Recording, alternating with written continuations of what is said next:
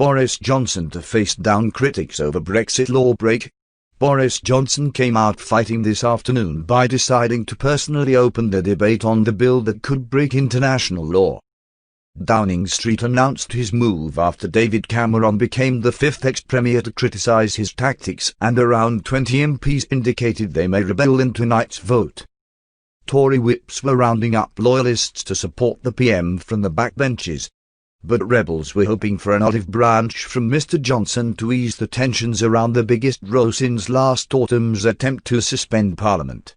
Until this afternoon, Business Secretary Alok Sharma had been down to open the debate, expected to begin around 4:30 p.m.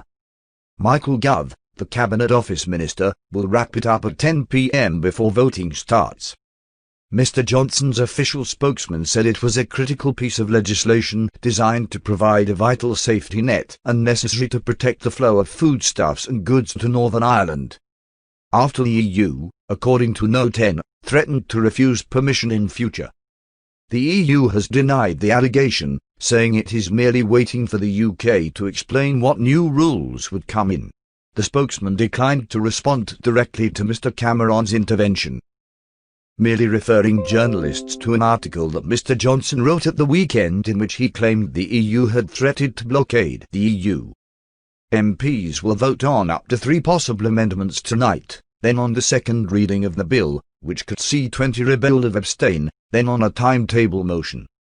But the Prime Minister's spokesman appeared unable to explain how the bill could prevent a blockade, saying only that good faith was expected to be shown by both sides in resolving outstanding matters. He told reporters, the bill will protect seamless trade and jobs in all 4 corners of the United Kingdom following the end of the transition period. It will also provide a vital legal safety net. It removes any ambiguity should an agreement not be reached at the Joint Committee on the Northern Ireland Protocol. It protects the integrity of the UK internal market. It ensures ministers can always deliver on their obligations to Northern Ireland and protects the gains from the peace process. It is therefore critical that we pass this legislation before the end of the year. Number 10 said the Prime Minister and UK Chief Negotiator Lord Frost had significant concern about the approach taken by the European Union during the trade talks, claiming Brussels had confirmed last week that a blockade of food goods travelling from Britain to Northern Ireland was a possibility. Tory MP Raymond Chishtiani resigned as the Prime Minister's Special Envoy on Freedom of Religion or Belief (FORB) in opposition to the clauses in the bill. He tweeted, as an MP for 10 years and former barrister, values of respecting rule of law and honouring one's word are dear to me.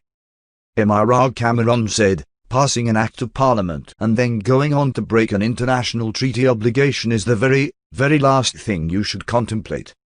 It should be an absolute final resort. So, I do have misgivings about what's being proposed. Former Attorney General Geoffrey Cox, a leading Brexit backer, said it was a question of honour to me. Labour leader Sir Keir Starmer said the government's position was likely to cause reputational damage on the world stage and called on Mr Johnson to get on with securing fresh trade terms with the bloc. Informal talks on a future trade deal with the EU were due to continue this week, with a meeting expected between chief negotiators Lord Frost and Michael Barnier and their teams due on Tuesday.